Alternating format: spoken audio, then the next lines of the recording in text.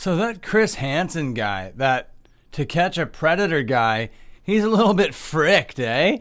And that Anonymous Gene story that John Swan just posted about last night was pretty crazy. I didn't know the level of harassment and doxing that was going on surrounding John Swan and that story, and in particular Anonymous Gene.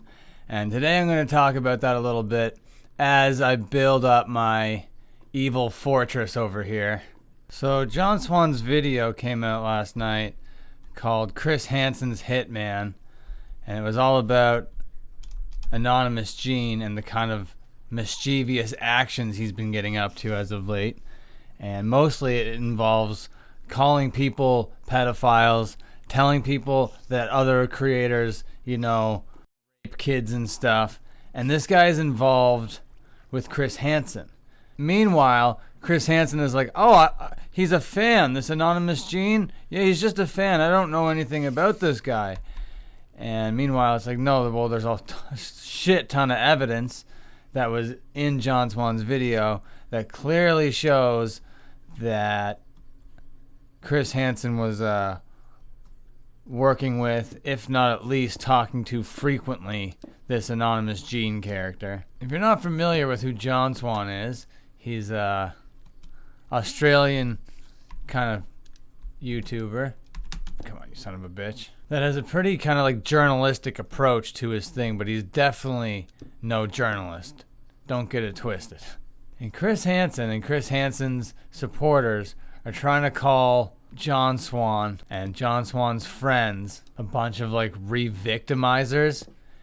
We're getting way ahead of ourselves here. This goes back about a year ago when Chris Hansen decided to come onto the internet, and he needed to make a whole bunch of money because he owed over $1 million and he wanted to get his ass back on television. So he was looking for a nice juicy story online that he could exploit to potentially sell to a channel to make that $1 million back that he owed whoever, right? So he goes after Onision. And everyone hates Onision, so at first everybody's pretty stoked. Hey, did you hear Chris Hansen's going after Onision? We might actually get some justice. There have been YouTubers on the platform talking about how creepy and how weird and how kind of like degenerate Onision has been forever, and we're finally going to get some justice because this is Chris Hansen, To Catch a Predator, NBC. This guy's legit. Everything is going to be fine, hunky-dory. We're good to go. So Chris Hansen starts to interview the victims of Onision.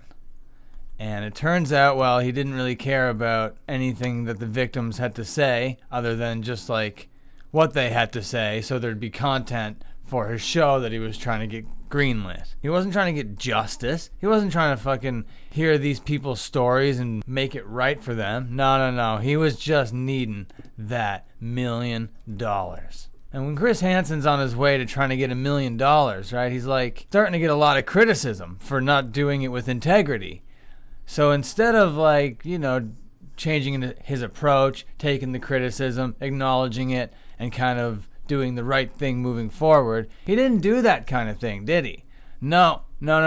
It seems like he was just working with this Anonymous Gene character to dox and harass the people that were criticizing Chris Hansen in a hope for them to just like disappear or whatever. But no one disappeared, and the whole year went by, and it turned out that Chris Hansen actually did sell the rights to this story to Discovery Plus, a paywall website, kind of like a streaming site kind of deal. So it's not going to get really the amount of exposure that he might have been trying to get at first, but at least it's somewhere, and at least someone's giving him money for this story. And anyway, this story goes off into like a million different directions, but we're focusing on the John Swan part of it and a part of the video that came out last night. So one of these people that Chris Hansen was working with was Anonymous Gene, and that's very clear. I'm going to say that with like 100% confidence, even though it is just still alleged and whatever. It's just like so apparent to me. And Anonymous Gene was going after all sorts of creators and calling them pedophiles, making fake accounts, and getting people suspended off of Twitter. And it's just like, okay, whatever, man. It's just like a Twitter account, but it's coming at the expense of being labeled a really awful thing, almost the most awful thing that you can be labeled. But that's not where the harassment ends. The craziest and the most shitty part about what Anonymous Gene was doing was he was slowly leaking the information of John Swan out until eventually he leaked his high school or his teenage sister's face, name, school. And when you start fucking with the family members, that's when it gets really fucked. That's when it gets more than just like internet bullshit. That's when you're actually playing with people's lives, okay? And that's not cool, and that's not okay. And for the fact that Chris Hansen is not like disavowing this kind of behavior is a little bit fucked up. Okay, and he goes, I don't know who this guy is, and because of that, because I don't know who he is, I can't tell him to stop doing what he's doing.